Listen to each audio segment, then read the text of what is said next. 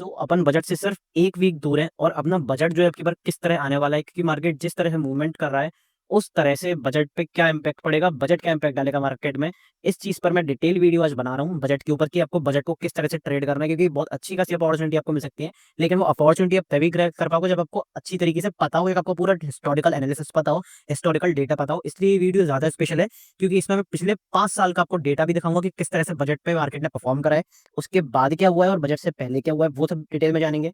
फिर मैं आपको ये भी बताऊंगा कि किस सेक्टर पे आप ज़्यादा फोकस कर सकते हो इन्वेस्टमेंट के पर्पज से, फिर अगर आप ट्रेड करते हो या फिर ऑप्शंस करते हो किसी पर्टिकुलर स्टॉक में, तो किस जगह पर आपको फोकस करना चाहिए, उस पर एक बात बताऊंगा। और एक सीक्रेट चीज़ बताऊंगा, आपको एक सीक्रेट टिप बताऊंगा जो मैंने पर्सनली अपने एक्सपीरियंस से सीखी है। तो वीडियो में पूरे लास्ट तक बने रहना। और अगर प्लीज़ अगर आपको सच में कंटेंट अच्छा लगता है, सच में वीडियो अच्छी लगती है, तो वीडियो को जरूर लाइक करा करो, क्योंकि आपके लिए फ्री ऑफ कॉस्ट है लेकिन काफ़ी ज़्यादा सपोर्ट मिलता है। और अगर आप 50 लाइक्स करवाते हो इस वीडियो पे, मैं बजट डे पे आपके संग ट्रेड करने आने वाला हूँ और फिर आपको एक नया आउटलुक दूंगा कि पोस्ट बजट क्या चीज़ होगी। क्योंकि प्री बजट के ऊपर अगर आप वीडियो देख चुके हो, बहुत अच्छी बात है, अभी तक नहीं देखी है तो 1 हफ्ता बाकी है, तो वो मैंने वीडियो डिटेल में बना चुका हूँ। प्री बजट रैली, उसके ऊपर आप देख सकते हो। लेकिन इस वीडियो में हम बजट से रिलेटेड पूरा जानेंगे, तो वीडियो को आराम से देखना। चैनल को सब्सक्राइब करो, ऑल वाला बटन दबा लो, जिससे सारे नोटिफिकेशंस आपको टाइम टू टाइम मिल जाए। और प्लीज़ वीडियो को लाइक जरूर कर देना और एक अच्छा सा कमेंट करो, कोई भी क्वेरी हो या फिर आपका कोई भी फीडबैक हो तो जरूर कमेंट करके बताना, ठीक है। सो बिना किसी टाइम वेस्ट के सबसे तगड़ी सी वीडियो को स्टार्ट करते हैं।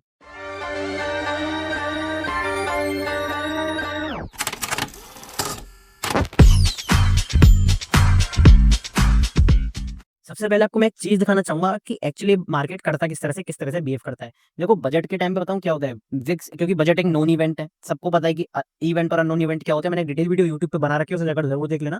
तो देखो विक्स एक्चुअली होती क्या है, विक्स तब बढ़ती है जब आपको पता होता है कि कोई इवेंट आने वाला है। जैसे बजट हो गया, इलेक्शन रिजल्ट हो गई, यूएस इलेक्शन रिजल्ट हो गया, कोई भी चीज़ हो गई, कोई नोन चीज़, कोई नोन इवेंट होता है, उस पे ऊपर विक्स बढ़ती है। तो आपको दिख रहा होगा कि विक्स लगातार लगातार बढ़ती जा रही है। अब ये बढ़ रही है, इसका मतलब क्या है, विक्स मतलब होती है वोलेटिलिटी, ठीक है। इसके ऊपर मैं डिटेल वीडियो बनाने का सोच रहा हूँ कि एक्चुअली विक्स कई लोगों को पता नहीं है, इसका कॉन्सेप्ट क्लियर नहीं है, तो वो भी क्लियर हो जाएगा। अब मैं आपको बताता हूँ विक्स एक्चुअली होती क्या है। विक्स ना तब बढ़ती है जब कोई नोन इवेंट यहाँ पे परफॉर्म होता है। लेकिन अभी अपन को विक्स से काम नहीं है। अभी क्या काम है कि मार्केट है रेंज बाउंड, और मार्केट आपको पता होगा रेंज बाउंड जरूर रहता है किसी भी बड़े इवेंट से पहले, क्योंकि बड़े इवेंट पर रिएक्शन के लिए, कोई भी अगर रिएक्शन देना बड़ा, तो रिएक्शन के लिए पहले क्या जरूरी होता है, हॉल्ट। और कोई भी डायरेक्शनल मूवमेंट के लिए क्या जरूरी होता है, हॉल्ट। हॉल्ट मतलब एक रेंज में। तो मार्केट अभी क्या कर रही है, एक रेंज में काम करा रही है। अब आपको किस तरह से परफॉर्म करना है, किस तरह से ट्रेड करना है, उसके ऊपर बात कर लेते हैं। देखो मार्केट की एक सिंपल सी रेंज है। ये ऊपर की तरफ जो रेंज है, ये है 23,480, वो 23,430 के आसपास, ठीक है, 430 के पास आसपास। और नीचे वाली रेंज कौन सी है, 22,980 के आसपास। तो इन दो रेंज को मार्क करके रखना है। अब जो बड़ा मूव आएगा ना, वो इस रेंज के बाहर आएगा। और जनरली बजट पे क्या होता है, अगर मैं आपको बताऊं, बजट पे मार्केट रहती है बहुत ज्यादा वोलेटाइल। तो बजट डे पे किस तरह से ट्रेड करना है, उसके बारे में एक सीक्रेट टिप आपको लास्ट में दूंगा। लेकिन अभी आपको फिलहाल बताऊं तो क्या होता है, बजट से पहले मार्केट एक तरफ रैली करता है, फिर बजट के दिन बहुत ज्यादा वॉलेटाइल होता है, उठापटक होती है, फिर उसके बाद डायरेक्शनल मार्केट होता है। तो ये आपको पहले ऑब्जर्व करना है। अभी भी 1 हफ्ता बचा हुआ है, तो आपको ये जरूर देखना पड़ेगा कि किस तरह से इस वाले वीक में मार्केट मतलब मूव करेगा, फिर बजट डे पे क्या होगा। उसके बाद अपन अंदाजा लगा सकते हैं कि बजट बजट के बाद क्या होने वाला है, किस तरफ मार्केट मूव करने वाला है। क्योंकि इसके बाद डायरेक्शनल मूव तो जरूर आने वाला है, ये तो कंफर्म हो सकता है, क्योंकि काफी अच्छा एक पॉजिटिव बजट बता रहे हैं रिटेलर के पॉइंट ऑफ व्यू से और नॉर्मल लोग के पॉइंट ऑफ व्यू से। तो काफी अच्छा खासा बजट लगता है, तो उसके बारे में डिटेल में देखेंगे। लेकिन ये पहले रेंज ब्रेक हो, तब कुछ काम चलेगा। तो उसके लिए मैं आपको क्या करता हूँ, उसके लिए आपको पास्ट 5 ईयर्स का एक डेटा दिखाता हूँ। आपको काफी मजा आएगा, आप इंटरेस्ट के साथ देखो, आपको सच में बहुत मजा आएगा। पहले बढ़ते हैं 2020 के ऊपर। देखो यहाँ पे थी 2020 में एक्चुअली 1 फरवरी को छुट्टी थी। अब देखो आपके संग क्या इंटरेस्टिंग चीज शेयर करूंगा, आप एक चीज देखते जाना और फिर हर साल देखते जाना, आपको सच में समझ में आएगा जो मैं कहने की कोशिश कर रहा हूँ। 1 फरवरी को छुट्टी थी, उसके बाद 3 फरवरी को मार्केट खुला। अब देखो 1 फरवरी से पहले क्या हुआ, 5-7 दिन पहले का देख लो, कुछ दिन पहले का। यहाँ पे ट्रेंड कैसा था, यहाँ पे ट्रेंड था नेगेटिव। इसके बाद मार्केट ने क्या करा, तीन मतलब जैसे ही खुला, मार्केट ने एक नया एक यहाँ पे ट्रेंड दिया पॉजिटिव। हालांकि इस ईयर को आप एक्सेप्शन मान सकते हो, क्योंकि इस ईयर में आया था क्रैश, क्योंकि कोरोना आ गया था, तो फिर यहाँ से मार्केट नीचे की तरफ चला गया। तो इस ईयर को आपको एक्सेप्शन मानना है। और एक चीज आपको जरूर याद रखनी है कि मार्केट बजट के दिन से पहले किस तरह रिएक्ट कर रहा है, उसके बाद किस तरह रिएक्ट कर रहा है। तो अभी पहले रिएक्ट नेगेटिव रिएक्ट करा, फिर आपने पॉजिटिव रिएक्ट करा। अब अगर क्रैश नहीं था तो मे भी यहाँ पे होल्ड करके और पॉजिटिव जा सकता था, ठीक है। तो ये हो गया आपका 2022 का एनालिसिस। अब 2023 के ऊपर चलते हैं, 2022 नहीं, सॉरी 2020 का था वो। अब चलते हैं 2021 के ऊपर, 2021 के ऊपर। देखो यहाँ पे आया बजट, ठीक है, इस वाली कैंडल पे आया बजट। इससे पहले अब ट्रेंड कैसा था, इससे पहले ट्रेंड था नेगेटिव। इसके बाद कैसा हो गया, डायरेक्शनल हो गया, बिल्कुल पॉजिटिव हो गया। तो आप देखोगे काफी अच्छी खासी रैली है पूरे ईयर में, ठीक है। अब देख लेते हैं 2022 का, 2022 की तरफ चलते हैं। 2022 में क्या हुआ, 2022 में था पहले नेगेटिव, यहाँ से लगातार मार्केट गिरा। फिर क्या हुआ, यहाँ पे पॉज लिया, फिर यहाँ पे पॉजिटिव मोमेंटम दिखाया। हालांकि बाद में गिरा, लेकिन मैं कुछ दिनों तक का बता रहा हूँ कि कुछ दिनों तक आपको एक डायरेक्शनल मूवमेंट मिला। तो इस चीज़ को आपको देखना है कि आपको किस तरह का मूवमेंट मिलता है। तो आपको लगातार 1 हफ्ते तक आपको ऐसा डायरेक्शनल मूवमेंट लेगा अपसाइड का।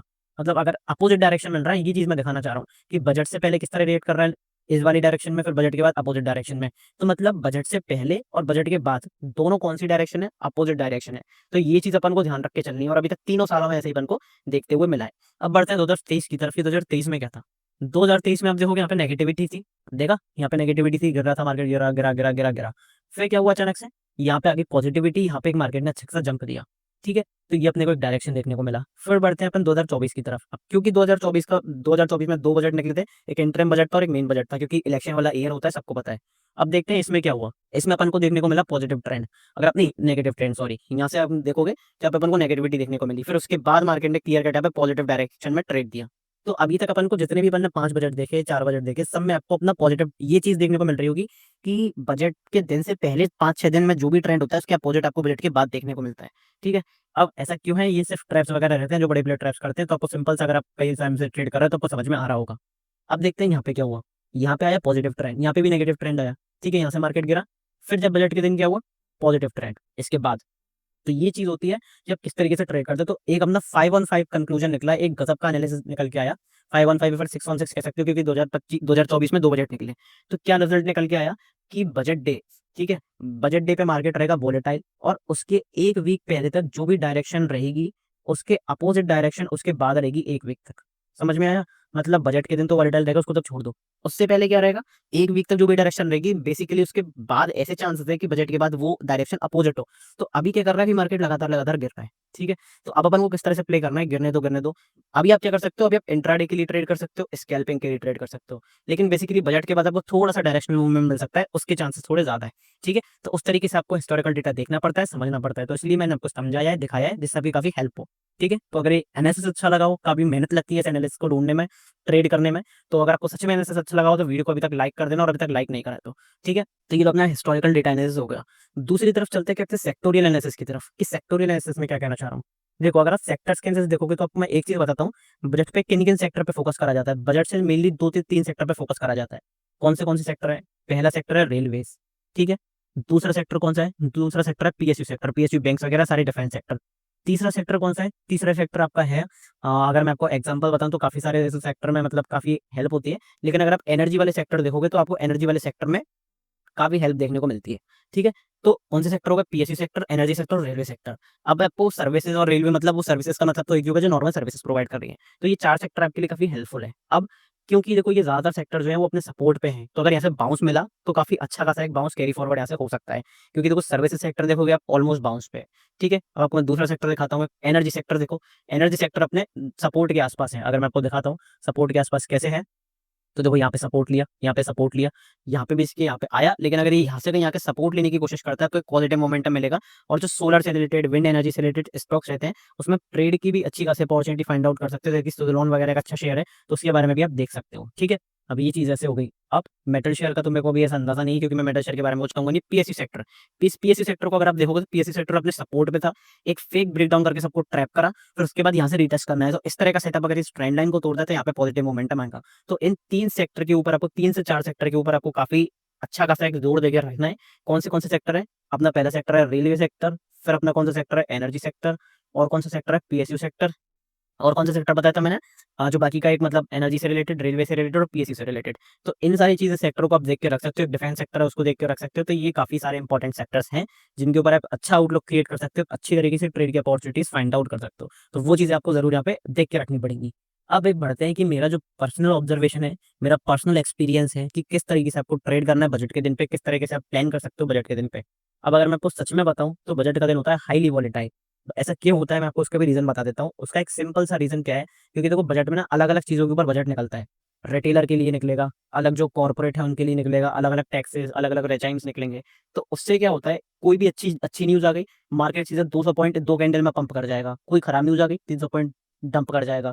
कोई अच्छी न्यूज़ आ गई, 100 पॉइंट। तो इस तरीके से क्या होता है, अगर आप इंट्राडे करते हो, मतलब अगर आप पूरा दिन लेके बैठे रहते हो ना उस ट्रेड को, तो फिर आपको एंड में क्या मिलता है, आपको मिलता है लॉस। और आपको फिर रिग्रेट इस चीज़ का होता है कि मार्केट ने इतना अच्छा खासा मूव दिया, इतने बड़े-बड़े मूव दिए, लेकिन मैं पूरे दिन होल्ड करके बैठा रहा, तब भी मेरा लॉस हुआ। तो उसमें क्या स्ट्रेटेजी अपना सकते हो। उसमें कई स्ट्रेटेजी होती है, लॉन्ग स्ट्रेडल, शॉर्ट स्ट्रेडल, तो उसके बारे में तो मैंने डिटेल में वीडियो बना ही रखी है। लेकिन मेन चीज़ आप क्या यूज़ कर सकते हो उसके बारे में मैं बता देता हूँ। आप सबसे बेस्ट स्ट्रेटेजी अपने आप अपना सकते हो स्कैल्पिंग। स्कैल्पिंग आपको पता होगा, स्कैल्पिंग के ऊपर एक अगर आप देखोगे तो मैंने आपको एक बार क्रैश कोर्स का एक बार लिंक जरूर जाके देखना है, डिस्क्रिप्शन में दे रखा है। अब मैं ये बिल्कुल भी नहीं कह रहा हूँ, अगर आप सच में सीखना चाहते हो तो क्रैश कोर्स में खुद ही इनरोल कर लोगे। लेकिन अगर आप थोड़ा बहुत देखना चाहते हो तो यहाँ पे मैंने तो वीडियोस तो सब है यहाँ पे क्रैश कोर्स में। लेकिन एक चीज और बताना चाहूंगा कि यहाँ पे क्रैश कोर्स में ना 2 वीडियोस फ्री हैं। First 2 videos myths and relative stock market और स्ट्राइक प्राइस प्रीमियम। तो इन चीजों की बहुत जरूरत पड़ती है, आपको स्ट्राइक प्राइस कौन सी लेनी है, कौन सा प्रीमियम सेलेक्ट करना है, तो उसके बारे में काफी इंपॉर्टेंट रहता है। अगर कोई भी ट्रेड करते हो, स्कैल्पिंग पोजीशन कोई भी करते हो, तो उस वीडियो को जाके जरूर देख लेना। स्कैल्पिंग स्ट्रेटेजी क्या होती है कि आपको क्विक एंट्री चाहिए होती है, क्विक एग्जिट चाहिए होता है, मोमेंटम लेके बाहर निकलना होता है। हेवी क्वांटिटी से आप डिप्लॉय करते हो और तुरंत की तुरंत आप एग्जिट कर लेते हो 10 से 20 सेकंड में ट्रेड करके। तो वो चीजें मेन रहती है।